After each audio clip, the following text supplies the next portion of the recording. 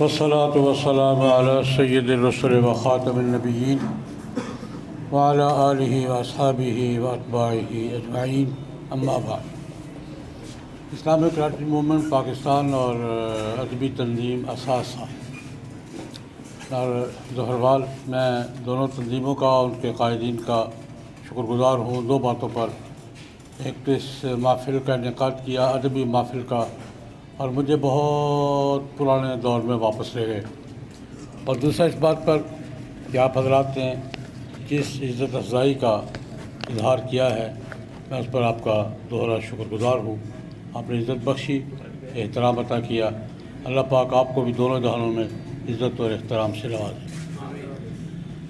میں تفصیلی گفتگو کا تو موقع نہیں ہے، میں پہلی بات تو یہ عرض کر، میں یہاں بیٹھ کر خود کو 60 سال پیچھے کی طرف لے گیا ہوں، سن 60 اور 70 کے درمیان کی دہائی میں، جب میں طالب علم تھا اور ادبی محفلوں میں بڑے ذوق و شوق سے جایا کرتا تھا۔ ہمارے گوجرانوالا میں ایک تنظیم تھی، مجلس فکر و نظر۔ شہر کے شعراء، ادیب، صحافی، دانشور اس میں بیٹھا کرتے تھے۔ اتوار کو عصر کے بعد مغرب تک گھنٹہ ڈیڑھ گھنٹے کی نشست ہوتی تھی، اور اس میں نظم بھی ہوتی تھی، اس میں مقالہ بھی ہوتا تھا، اس میں نقد بھی ہوتا تھا، اس میں بہت کچھ ہوتا تھا جو ادبی تنظیموں میں ہوتا ہے، وہ سب کچھ ہوتا تھا۔ اور سب سے بڑی بات یہ ہے، اس میں لیفٹ بھی ہوتا تھا، رائٹ بھی ہوتا تھا۔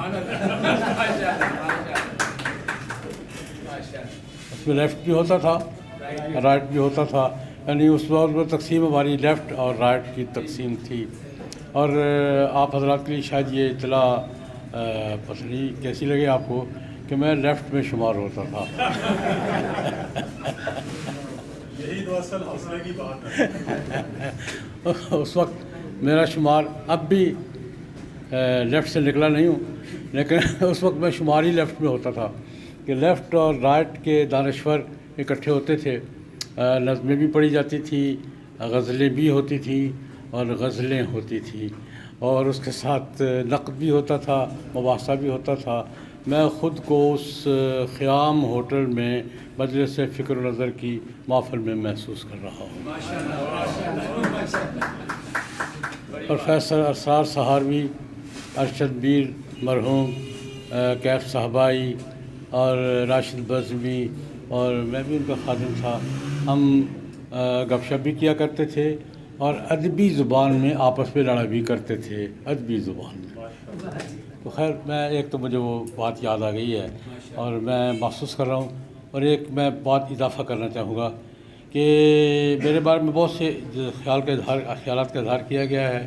میں سمجھتا ہوں کہ جو کچھ بھی آپ دیکھ رہے ہیں اس میں ایک بڑا حصہ ان مجلسوں کا بھی ہے، ان مجلسوں کی برکات ہیں کہ اس لہجے میں اللہ پاک بات کروا دیتے ہیں، لکھوا بھی دیتے ہیں۔ دوسری بات، ہمارے محترم بھائی علامہ راشد الخیری مرحوم کا ذکر کر رہے تھے، میں بھی ان کے بڑے قاریوں میں سے ہوں، بہت پڑھا ہے میں نے ان کو، لیکن میرا ذاتی لطیفہ یہ ہے کہ کچھ عرصہ پہلے ایک بڑی شخصیت گوجرانوالا تشریف لائی، تو گوجرانوالا کے کچھ لوگوں کو وہ خاص ملنا چاہتے تھے، تو انہوں نے انتظامیہ کے ذمہ لگا دیا کہ علامہ راشد الخیری کو تلاش کریں۔ اب انتظامیہ تلاش کر رہی ہے علامہ راشد الخیری کو، اور وہ ڈھونڈتے ڈھانڈتے رہے تو میرے پاس بھی آئے کہ جناب علامہ راشد الخیری صاحب، میں نے کہا ان کو تو فوت ہوئے ایک عرصہ ہو گیا، ان کی کتاب میں پیش کر سکتا ہوں، وہ تو نہیں مل سکتے۔ نہیں جی، وہ گکھڑ کے، میں نے کہا وہ میں ہوں۔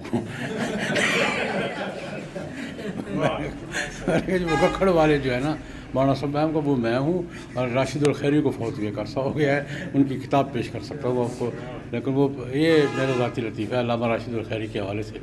بہرحال مجھے سب سے زیادہ خوشی اس بات پہ ہوئی ہے کہ نوجوانوں نے اپنے جذبات کا اظہار کیا ہے، اپنے اپنے لہجے میں کیا ہے، اپنے اپنے لیول پہ کیا ہے، اور مجھے وہ صاحب انکار بہت پسند آیا نوجوان، میں نہیں مانتا، مجھے حبیب جال بھی یاد آ گیا کہ اس کھلے جھوٹ کو، پتہ نہیں کیا شعر تھا، میں نہیں مانتا، میں نہیں جانتا۔ یہ نہیں مانتا، نہیں جانتا، یہ بھی ایک بہت بڑی سزا ہے، اور آج اس کی ضرورت بھی ہے بہت سے حوالوں سے۔ میں قلم کی بات صرف مختصر یہ کروں گا، قلم کیا ہے؟ یہ تو ذکر ہوا کہ قلم سب سے پہلے اللہ پاک نے بنائی، حدیث پہ ذکر آتا ہے، لیکن اللہ رب العزت نے قلم کے ذمہ کام کیا لگایا تھا؟ 2 جملوں میں اللہ رب العزت نے خود بیان فرمایا، الذی علم بالقلم، اللہ پاک نے علم کا ذریعہ قلم کو بنایا ہے۔ قلم کا پہلا ایجنڈا یہ، علم بالقلم، علم القلم نہیں، علم بالقلم، اللہ پاک نے قلم کے ذریعے دنیا کو تعلیم دی۔ تو قلم کا سب سے بڑا کردار کیا ہے؟ تعلیم کا سب سے بڑا سورس ہے، سب سے بڑا ذریعہ ہے، اور شروع سے چلا رہا ہے۔ اور اس کا دائرہ کیا ہے؟ بڑے مختصر جملے میں اتنی وسعت سمیٹ دی ہے، اللہ پاک ہے۔ علم الانسان ما لم یعلم، پڑھانا کیا ہے؟ جو بھی اسے معلوم نہیں۔ انسان کو پڑھانا کیا ہے؟ جو بھی اس کو معلوم نہیں۔ یہ علم کا دائرہ ہے، قلم کا دائرہ ہے۔ اس نے علم دینا ہے، اور ہر اس چیز کا علم دینا ہے جس کا اس کو علم نہیں ہے۔ اگر غور فرمائیں اس پر، ہر اس چیز کا علم دینا ہے جس کا علم اس کے پاس نہیں ہے۔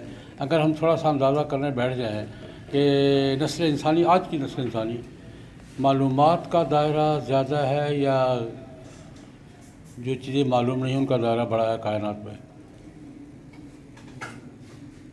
انسانی معلومات کے دائرے میں جو چیزیں ہیں وہ بڑی زیادہ ہیں، یا معلومات کے دائرے میں کائنات کی جو حقیقتیں نہیں ہیں وہ زیادہ ہیں؟ تو یہ سارا قلم کا ایجنڈا ہی ہے، علم الانسان ما لم یعلم، جو بھی اسے معلوم نہیں ہے، جو بھی اس کی ضرورت کی چیز ہے اس کو معلوم نہیں ہے، قلم کا ایجنڈا ہے۔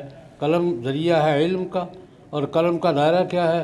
جو بھی انسان کو معلوم نہیں ہے اس قلم نے اس کو سکھانا ہے۔ یہ اللہ پاک نے قلم کو ایجنڈا دیا ہے، اور قلم اپنا کام کر رہی ہے۔ ہم قلم کے ساتھ کیا کر رہے ہیں یہ ہماری مہربانیاں ہیں۔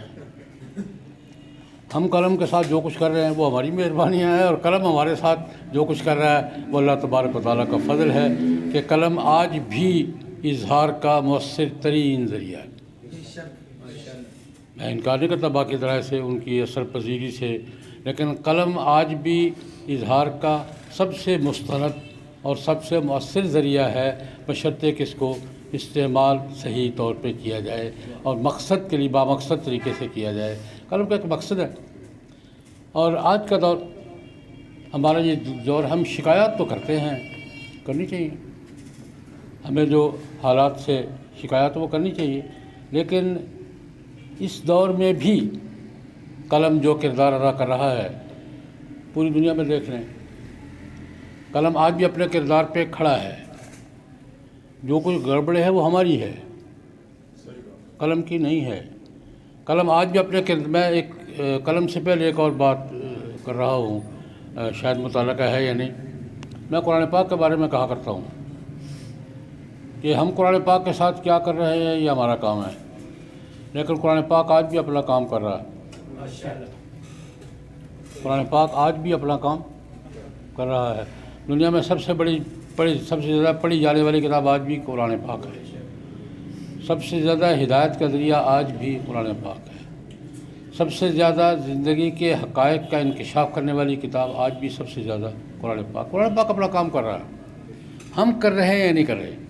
وہی بات میں یہاں کہنا چاہوں گا، قلم تو اپنا کام کر رہا ہے، قلم کی اثر پذیری میں آج بھی کوئی کمی نہیں آئی، لیکن ہم قلم کو کیسے استعمال کرتے ہیں، ہم قلم کو کیسے اس کو اپنے مقاصد کے لیے لاتے ہیں، اور ہمارے مقاصد کیا، یہ ہماری اپنی کوتاہیاں ہیں یا کمزوریاں ہیں۔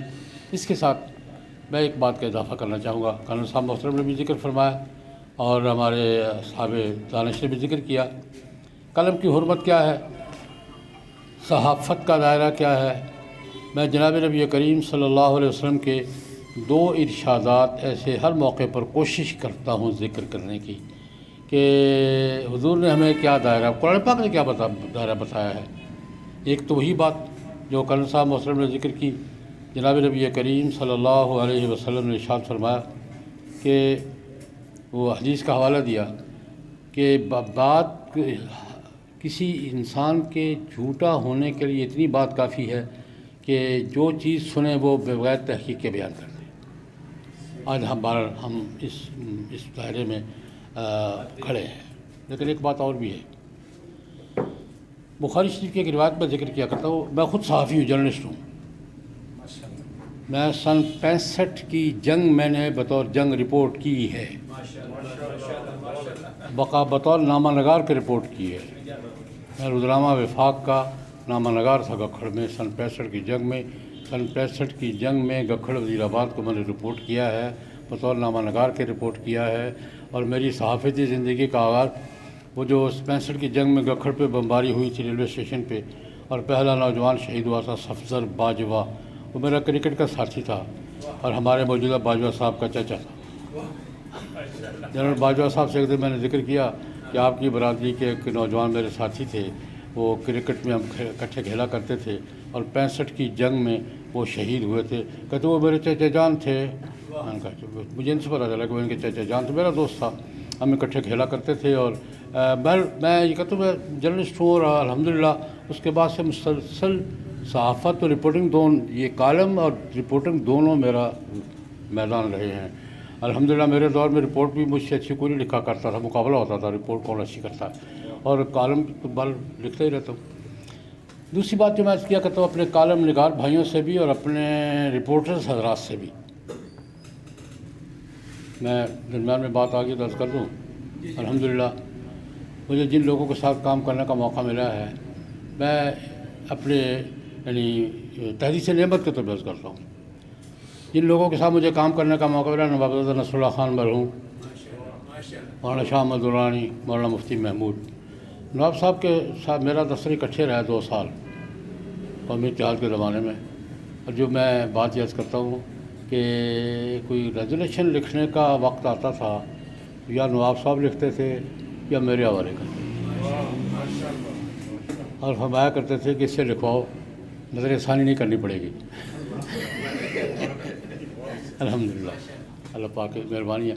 لیکن جو بات بحث کرنا چاہ رہا ہوں وہ یہ ہے کہ ایک واقعہ ہے ہمارے لیے، میرے لیے بھی، آپ کے لیے بھی، قلمکاروں کے لیے مشعل راہ ہے۔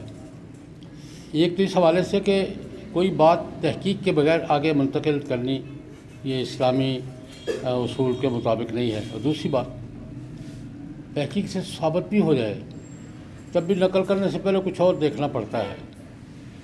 بخاری شریف کی روایت ہے، نبی کریم صلی اللہ علیہ وسلم سوئے ہوئے تھے، اٹھے، حضرت عائشہ سے کہا، عائشہ وہ جو میں پریشان تھا نا کہ مجھے کچھ ہوا ہے، کچھ پریشانی سی ہو رہی ہے، تو مجھے اللہ پاک نے خواب میں بتا دیا ہے کہ مجھ پہ جادو کیا ہے کسی نے۔ کس نے کیا ہے یہ بھی بتا دیا ہے، لبید بن عاصم نے کیا، یہودی نے۔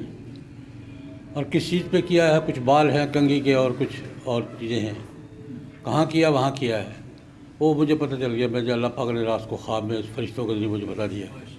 حضور تشریف لے گئے، لمبا واقعہ میں خلاصہ کر رہا ہوں، تشریف لے گئے، بال بھی نکالے، وہ عبادت پکڑی گئی، بندہ بھی پہچانا گیا کون ہے، کہاں رہتا ہے۔ ایک جملہ جب واپس آئے حضور نبی کریم صلی اللہ علیہ وسلم، وہ ساری تفتیش کر کے، موقع دیکھ کر تفتیش کر کے واپس آئے، تو حضرت عائشہ رضی اللہ عنہ پوچھتی ہیں، یا رسول اللہ وہ جو کچھ آپ نے دیکھا ہے وہ کہاں ہے؟ اور میں وہیں دفن کر آیا ہوں۔ اللہ نشرتہ، یا رسول اللہ اس کو آپ نے لوگوں کے سامنے نشر کیوں نہیں کیا؟ پٹی کیوں نہیں چلائی؟ میسج کیوں نہیں کیا؟ اللہ نشرتہ، یا رسول اللہ کو نشر کیوں نہیں کیا آپ نے؟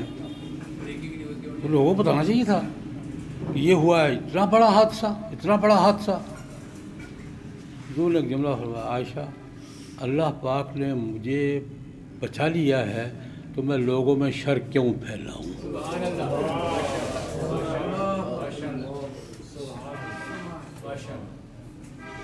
جب اللہ نے مجھے بتا دیا ہے، میرا بچاؤ ہو گیا ہے، تو میں لوگوں میں شر کیوں پھیلاؤں؟